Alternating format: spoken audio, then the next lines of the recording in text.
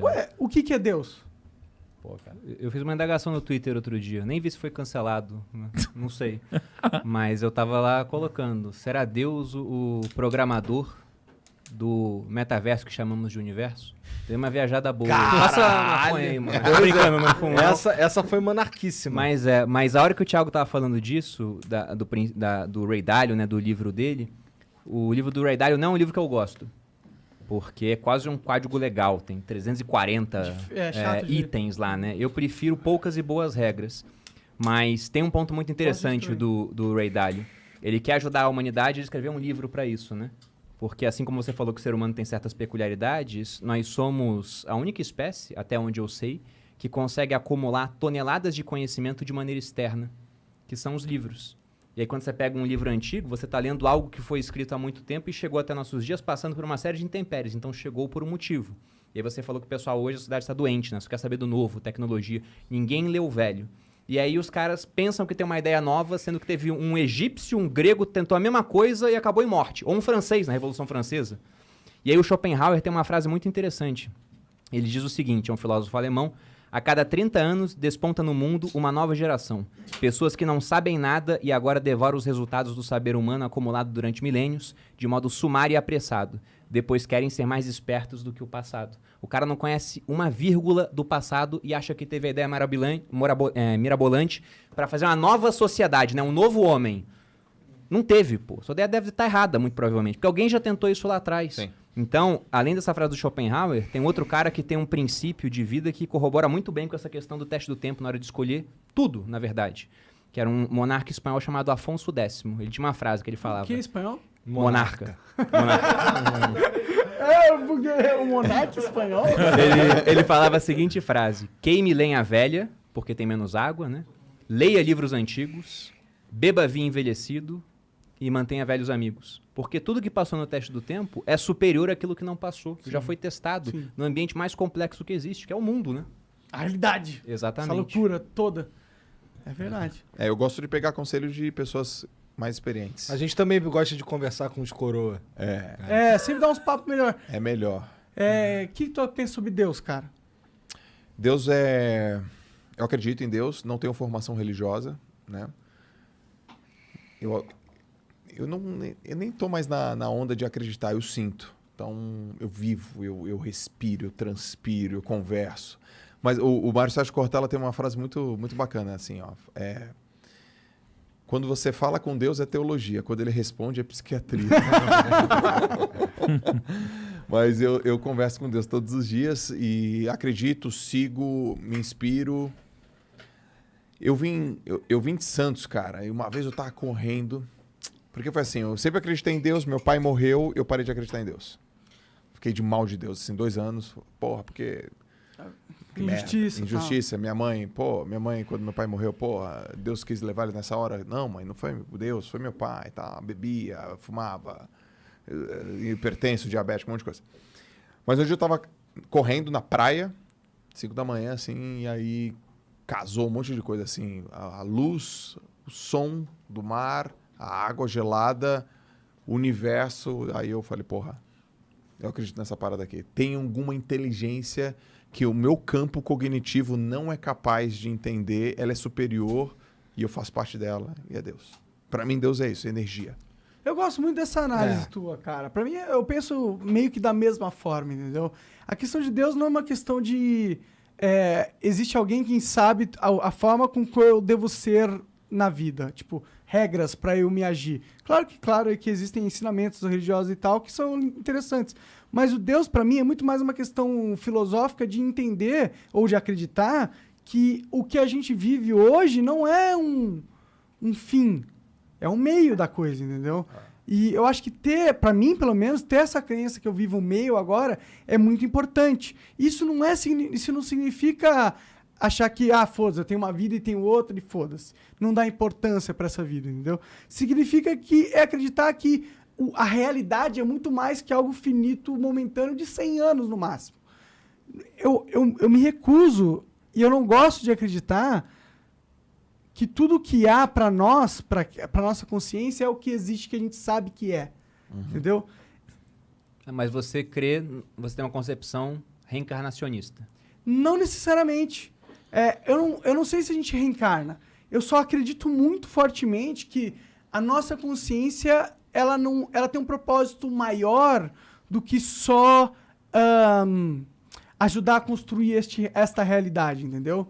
Porque eu acredito que essa realidade, se você for parar para pensar com o que pode ser real, tanto de energia, matéria negra, matéria escura, não sei o quê, a nossa realidade é tão pequena parte do todo que eu me recuso de achar que a nossa consciência não está ligada ao resto do todo, só está ligada a essa pequena parte que a gente percebe enquanto está vivo, entendeu? Eu também não sou religioso, também acredito em Deus, mas não tenho uma religião específica.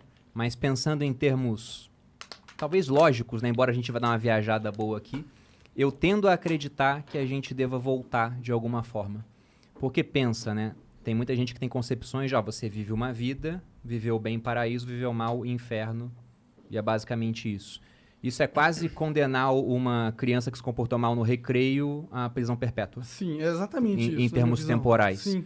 Então, como a vida não é nada mais do que uma breve pausa na antessala da morte, né, eu acho que a questão é cíclica. E aí, quando chegamos nesse tema de metaverso, eu dei uma viajada boa nisso. Porque, recentemente, eu li um livro chamado Vidas Paralelas, ou Vidas Comparadas, de um cara chamado Plutarco, que era um historiador grego, que viveu em tempos romanos, né, porque Roma dominou a Grécia, mas os gregos dominaram culturalmente os romanos. E ele sempre escrevia obras nessa coleção, onde ele comparava um grande grego e um grande romano. E eu li a obra onde ele compara Alexandre o Grande e Júlio César.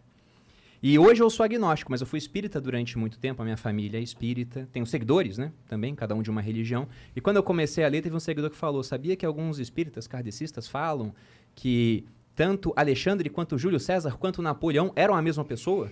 Eu comecei a ver, caramba, as similaridades, né? Os caras quiseram dominar o mundo conhecido, todos tiveram glória no Egito. Napoleão foi para o Egito, fazer o quê? Nada. Ele foi para lá porque a glória estava no Oriente. Napoleão dominou a França, não era francês, era da Córcega. Júlio César, romano, dominou a Gália, que era a região da França, foi para o Egito da mesma forma. Então, havia uma série de similaridades, e correlação não é causalidade, mas eu comecei a pensar, cara, é quase como um jogador de videogame que tem um personagem, o personagem morre, ele pega outro e faz exatamente o mesmo jogo. Igual você falou pra gente. O que você faria? Eu faria coisas parecidas, né? Antes das diferentes. Então, pode ser que isso aqui seja só uma realidade entre infinitas que existem, e quando você morre aqui, você volta para uma outra, até pegar um novo avatar e voltar. Isso é uma concepção até hindu. Religiões têm isso. Platão tinha essa ideia de mundos diferentes, um mundo sensível e um mundo inteligível, entendeu? Então... Pra mim isso faz todo sentido. Por isso que eu perguntei se Deus é o programador. Por que Deus ia criar uma realidade tão injusta e cruel no ponto de, consciência, ó o que existe, ó as possibilidades. Você não vai viver todas as possibilidades do que você compreende que existe. Mas você entende que existem milhares de possibilidades possíveis de consciência que você não vai ter a capacidade de explorar. Por que Deus cria uma realidade tão injusta? Onde você conhece um potencial infinito, mas tem uma limitação infinita. Porque eu não acredito que Deus ia criar uma realidade tão cruel, entendeu? Por quê? Ele não tem essa limitação de recurso como o humano pensa, que tem recurso limitado. Deus é Deus. Deus ele pode criar uma consciência que é infinita. Por que ele escolheria, dentro de todas as realidades possíveis, a mais filha da puta de todas? Mas não quer dizer que ele escolheu a mais filha da puta. Essa pode ser uma de infinitas que existem. Mas é que o universo escolhe... entendi. Mas é que ao mesmo tempo... E existe também a possibilidade dele não existir, né? Também. Mas tem um ponto, ó. Já viram Matrix, né? O filme? Claro. No Matrix, inclusive o Neo no Matrix trabalha na Metacorp. Né? É um ponto interessante. No Matrix tem uma hora que ele vai começando a descobrir como é que funcionava e falam pra ele que havia uma realidade que era perfeita. Mas as pessoas não aceitavam aquilo, simplesmente. Então, talvez o homem precise de um pouco, né? Não digo muito, mas alguma coisa de adversidade. Só que se isso é só um jogo, que tipo de jogo é legal? O jogo onde você tem recurso infinito ou o jogo onde você tem que dar duro pra evoluir seu personagem? É difícil. Sim. Pois é, então... Dá pra viajar o dia todo, mas eu queria terminar essa parte aqui com um argumento do Elon Musk. O Elon Musk ele sempre fala, devemos viver em uma simulação. E eu li um livro que tinha um prefácio, uma parte escrita por ele, o Bill Gates recomendava, chamado Superinteligência, que eu peguei o macete do livro aí com o Joel, né? Vi o Joel lendo, eu falei, miserável, vai desenvolver uma superinteligência, eu vou fazer a mesma coisa. Aí peguei o livro, só que o livro é escrito por um filósofo sueco chamado Nick Bostrom, e ele começa a ter ideias em cima da seguinte concepção, que você falou aqui no episódio. Uma hora você vai ter algoritmos mega inteligentes desenvolvendo outros algoritmos melhor do que o melhor humano. Ele falava que nessa hora nós chegaríamos numa singularidade, uma inteligência suprema, absoluta. A gente estaria criando, através de um programa... Um Deus. E talvez esse Deus olhasse pra gente e não visse tanta utilidade assim no ser humano. Então ele falava, como se proteger desse poder supremo? Aí o que ele dizia, uma das vertentes, coloque essa inteligência suprema dentro de um mundo à parte. E como ele é muito inteligente, cubra com outras camadas de realidade até que ela nunca consiga chegar na nossa realidade. Aí ele chega na hipótese da simulação e diz o seguinte, mas se já existiu uma única sociedade no universo, pode ter tido muito mais, que chegaram a esse ponto tecnológico de poder fazer isso. E aí você tem a criação de infinitas realidades e nós vivemos em uma apenas. Qual é a chance de que a nossa realidade seja a realidade de fato e não uma simulação de uma outra realidade? A chance é de 1 dividido por um número que é infinito, não para de crescer. Então, a chance que isso aqui seja o plano real e único, nessa hipótese, é 0. Tende a 0. Entendeu? É bem pequeno. É, ridiculamente pequeno. Eu tendo a concordar com essa visão. O que vocês acham? Passa a maconha pro Thiago e ele vai dar o opinião. Caralho, a cara do Vai, primo passa a bomba aí. primo já tá no Japão já.